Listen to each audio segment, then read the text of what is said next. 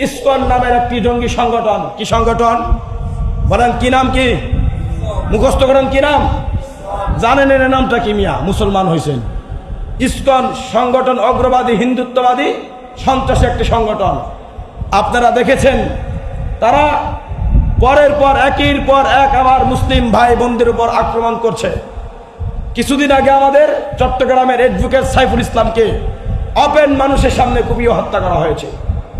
আজ গত 2-1 সপ্তাহ ধরে এই জঙ্গিবাদী ইসকন সংগঠন আজ কালিয়াকুর আমার এক ধর্মীয় বোনকে, 13 বছরের নারী শিশু আঠামণিকে বাড়ি থেকে উঠে এনে একদিন 2 দিন নয় 3 দিন তাকে লাগাতার ঘনভাবে তাকে ধর্ষণ করেছে। বলেন নাউজুবিল্লাহ।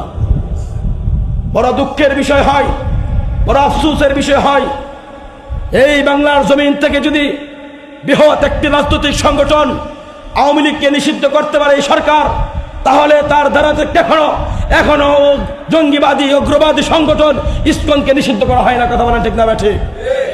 আওয়ামী লীগ তো ইসকনের থেকে এত খারাপ ছিলেন না। কথা বলেন ঠিক না ঠিক?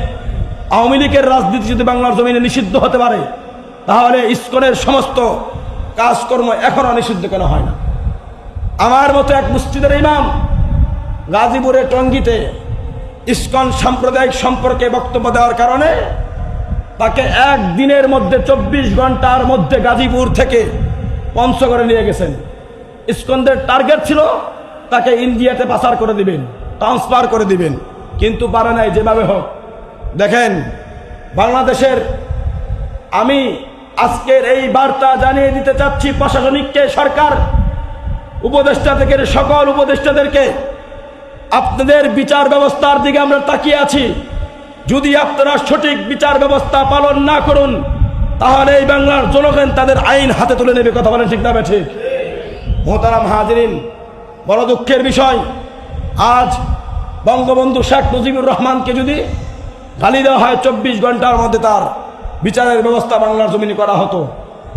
জিয়াউর রহমানকে যদি গালি দেওয়া হয় 24 ঘন্টার মধ্যে তাদের বিচার ব্যবস্থা বাংলার জমিনে আইন বাস্তবায়ন করে তাদের বিচার করা হতো। কিন্তু বাংলাদেশের মধ্যে বৃহৎ সড়ক বিভাগ থাকা সত্ত্বেও, বিভিন্ন সিসিটিভির ফুটেজ থাকা সত্ত্বেও আজ 2 দিন হয়ে গেছে কোন অ্যাম্বুলেন্স আমার একজন ভাই মসজিদের ইমামকে গাজীপুর টঙ্গী থেকে নিয়ে ইন্ডিয়াতে ট্রান্সফার করার জন্য উলঙ্গ অবস্থায় পঞ্চগড়ের জঙ্গলের মধ্যে ফেলিয়েছে। এখন আমরা তো এই তথ্য বিচার পাইনি। কথা বলেন ঠিক না ঠিক? আমি বার্তা জানিয়ে দিতে চাই স্পষ্ট, আজ মুসলিম এই বাংলাদেশ, আমি তো প্রায় সময়